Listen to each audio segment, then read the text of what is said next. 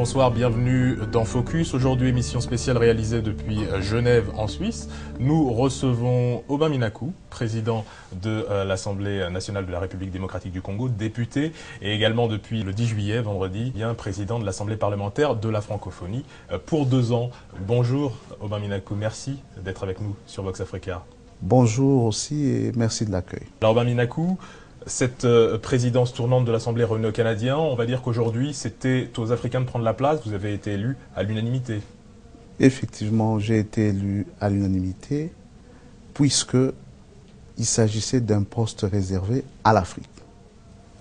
Étant donné que, entre parlementaires africains, au cours de nos dernières réunions, à savoir la conférence des présidents des chambres législatives de l'Afrique, la régionale regroupant tous les parlementaires africains. Au cours de ces 2 dernières réunions, il y a eu cohésion entre Africains. C'est ainsi que nous avons présenté une candidature unique et c'était Aubin Minaku. Étant un poste africain, à l'unanimité, toutes les composantes de l'espace francophone, de l'Assemblée parlementaire de la francophonie, m'ont désigné comme président pour 2 ans. Alors les téléspectateurs de Vox Africa qui nous suivent ne connaissent pas forcément le rôle finalement de l'Assemblée parlementaire de la francophonie. Je vais vous demander en quelques mots de nous expliquer également quelle est cette institution et quel sera votre rôle. Bon, je dirais d'abord que c'est une institution qui a connu une certaine évolution depuis 1967 jusqu'à ces jours. C'est une structure de l'espace francophone mise en place à l'initiative de certains pères fondateurs comme Léopold Sédar Senghor. Aujourd'hui, nous constituons un organe consultatif de l'OIF, l'Organisation internationale de la francophonie. Cet organe regroupe les parlementaires de tous les États membres de l'OIF, qu'ils soient sénateurs ou députés. Et donc, nous nous réunissons chaque année à plusieurs reprises. Nous organisons différentes réunions pour booster le travail des parlementaires dans l'espace francophone et de plus en plus pour devenir aussi un véritable acteur, non seulement au sein de l'OIF, l'Organisation internationale de la francophonie, mais aussi sur la scène internationale. Parce que les parlementaires, c'est les élus, qu'ils soient élus directs ou élus indirects.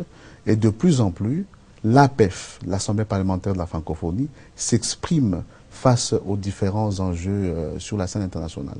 C'est ainsi que, par exemple, dernièrement, à Berne, nous avons abordé des questions importantes, telles que la lutte contre le terrorisme, le problème du changement climatique, le réchauffement de la Terre, mais aussi le débat actuel sur le respect des constitutions par tous les responsables, que ce soit en Afrique, en Europe ou ailleurs.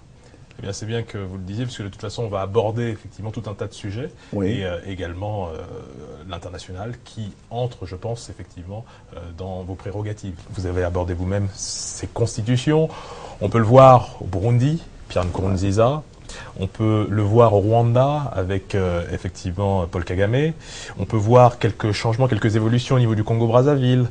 On peut voir également le pays que vous représentez, la RD Congo, également qui fait la une de l'actualité, avec effectivement tous ces sujets, cette controverse autour de cette loi électorale. Est-ce à dire finalement qu'aujourd'hui, en Afrique, on a encore ce problème? Lorsque la démocratie ne se conjugue pas avec ce souci de sauvegarder la paix et l'unité, après chaque élection, qu'est-ce qu'il y aura? Comme le cas au Congo, il y a quelque temps dans mon pays, après une élection, le vaincu, puisqu'il n'a pas de culture démocratique, boude les résultats et vous amène à une guerre civile. Et lorsqu'il y a guerre civile, les pauvres électeurs, c'est d'abord eux qui perdent. Donc nous devons apprendre à conjuguer la démocratie, les élections, avec la nécessité impérieuse de paix et de sécurité. Mais maintenant, concernant ces États que vous avez cités, j'aimerais partir d'abord du cas de mon pays, la République démocratique du Congo. Nous avons toujours déclaré, moi personnellement je l'ai dit haut et fort, depuis 2013, que nous allons respecter la Constitution de la République démocratique du Congo. Je suis secrétaire général de la majorité présidentielle. Nous n'allons pas modifier cette Constitution en la violant. Ça signifie clairement que les dispositions intangibles de notre Constitution, nous allons les respecter. Mais cela signifie aussi que s'il est une disposition constitutionnelle révisable pour améliorer la gouvernance, par exemple en matière de décentralisation ou le renforcement de l'indépendance du pouvoir judiciaire, si nous pouvons réviser cette Constitution conformément à son propre mode de révision, c'est constitutionnel. C'est pourquoi moi j'avais une fois déclaré, clamer tout haut ne touche pas à ma Constitution, n'est pas conforme à la Constitution. Parce que la Constitution elle-même nous dit, je peux être révisé, sauf en telle ou telle autre disposition. Donc pour le cas de la République démocratique du Congo, la Constitution a toujours été respectée sous le leadership du président de la République, Joseph Kabila, garant de du bon fonctionnement des institutions de la République. Le problème actuel, c'est tout simplement un débat autour de la faisabilité, de la mise en œuvre de notre calendrier électoral. Parce que nous devons organiser les élections à partir des élections locales jusqu'à la présidentielle. Voilà, en un mot plutôt, le résumé sur la situation du Congo.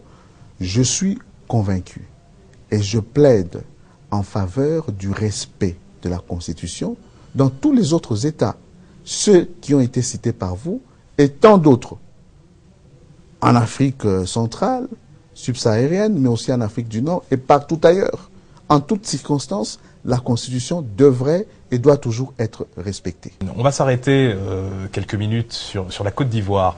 Il y a quelques jours, on a annoncé effectivement l'inculpation d'une vingtaine de personnes, d'une vingtaine de pro-Ouattara, ainsi qu'effectivement certains pro-Gbagbo sont concernés. Vous savez que depuis la crise post-électorale en Côte d'Ivoire, la période 2010-2011, la majorité des personnes jugées faisaient et appartenaient souvent au camp Gbagbo. On l'a vu, tout cela s'est conclu notamment en mars avec l'inculpation à 20 ans d'emprisonnement de Simone Gbagbo, l'ancienne première dame ivoirienne. Cette annonce finalement de l'inculpation d'une partie du camp Ouattara, elle change beaucoup de choses, et notamment dans la perception qu'avait toute une partie d'ONG et d'ONG locales, bien sûr, ivoiriennes, de ce clivage, finalement, voire d'une certaine partialité vis-à-vis de la justice. Laurent Gbagbo est à la CPI, à La Haye. Quelle est votre réaction par rapport à tout cela ? Lorsqu'il y a perpétration des massacres quelque part, il faut, avant de lever une option, de faire une analyse, se mettre à la place des victimes. Les victimes les plus pauvres. Une maman maraîchère, un pauvre citoyen quelque part, qui a perdu ses enfants, son épouse, etc. D'autres qui a perdu son mari et tout. Et donc, quand vous partez de cette réalité-là, toute démarche tendant à asseoir la justice, à amener une sorte de réparation des préjudices, toute démarche pareille est positive. Et donc, je suis tout à fait optimiste et par rapport à l'évolution en Côte d'Ivoire, et je suis convaincu que cette évolution n'est qu'un début, parce que la répression des crimes internationaux doit être exhaustive. Ce n'est pas pour rien que les crimes internationaux sont imprescriptibles en droit international. On peut poursuivre les auteurs même plusieurs années après, 10, 20, 30 ans après. Pour le cas de la Côte d'Ivoire, je pense que l'heure est venue pour que tous ceux qui ont perpétré des crimes internationaux, quel que soit leur bord, soient réprimés tant par la justice internationale, la Cour pénale internationale, que par la justice ivoirienne. Parce que la Cour pénale internationale a une compétence complémentaire et subsidiaire. Si la justice ivoirienne agit comme il se doit par rapport à une question, par rapport à la répression de ces crimes internationaux, crimes de guerre, crimes contre l'humanité, il faut appuyer la justice ivoirienne. Il appartient maintenant aux autorités ivoiriennes, puisque elles-mêmes ont aussi saisi la Cour pénale internationale, de savoir conjuguer comme il se doit cet exercice de la répression judiciaire, tant au niveau international qu'au niveau interne. Vous avez rebondi effectivement sur la CPI, la CPI qui finalement catalyse l'attention, notamment, on a abordé il y a quelques semaines Omar el-Béchir en Afrique du Sud qui manquait de se faire interpeller justement par les autorités sud-africaines parce qu'il fait l'objet d'un mandat effectivement d'arrêt de la Cour pénale internationale.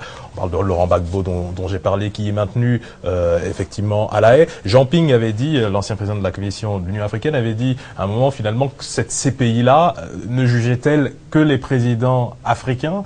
Quelle est la légitimité aujourd'hui d'une organisation comme celle-ci qui d'ailleurs, à certains égards, est financée par des intérêts privés? Est-ce que véritablement ce n'est pas aux États souverains d'avoir et de juger finalement leurs membres? Est-ce que c'est à la CPI, finalement, la Cour pénale internationale de La Haye, de juger les présidents africains notamment, ou les Africains en général?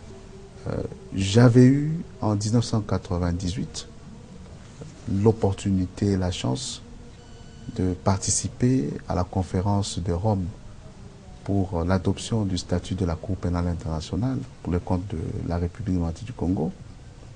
Et j'avais eu le privilège de signer l'acte final de la conférence après avoir voté en faveur de l'entrée en vigueur de ce statut. C'est la République démocratique du Congo, par sa 60e ratification du statut, qui a fait que la CPI ces statuts entrent en vigueur le 1er juillet 2002. Ça signifie que nous, Congolais, nous avions beaucoup d'espoir. Nous nourrissions beaucoup d'espoir. C'est pas pour rien que, après nos différentes guerres, après les différents massacres connus à l'est de notre pays, nous n'avions pas hésité à saisir la CPI. Nous n'avions pas du tout hésité. Et les premiers inculpés à la CPI, c'est des Congolais. Premiers condamnés. Jean-Pierre Mais Bemba, aujourd'hui, Jean-Pierre Bemba aussi, et Jean-Pierre Bemba, là, c'est un autre dossier centrafricain. C'est pas une initiative de la République démocratique du Congo. Mais aujourd'hui, nous avons, comme tous les autres Africains, tous les autres analystes politiques et autres sur la scène internationale, nous avons des raisons de nous interroger. Parce que les États-Unis, par exemple, ne figurent pas. Les États-Unis n'ont pas signé du tout la Chine ce traité. Et tout ça, beaucoup d'autres États, le Rwanda, mais le Conseil de sécurité des Nations Unies a compétence pour saisir la CPI. Et qui sont les maîtres du Conseil de sécurité des Nations Unies? C'est d'abord ceux qui détiennent le droit de veto, dont les États-Unis. Et le Conseil de sécurité a même le pouvoir de décider de la surséance d'une action judiciaire au sein de la CPI. Mais aujourd'hui, lorsqu'on évalue l'agir de la CPI, il est clair que les Africains peuvent se poser des questions. Parce que la perpétration des crimes internationaux, particulièrement les crimes contre l'humanité, les crimes de guerre, ce n'est pas seulement en Afrique. Hein.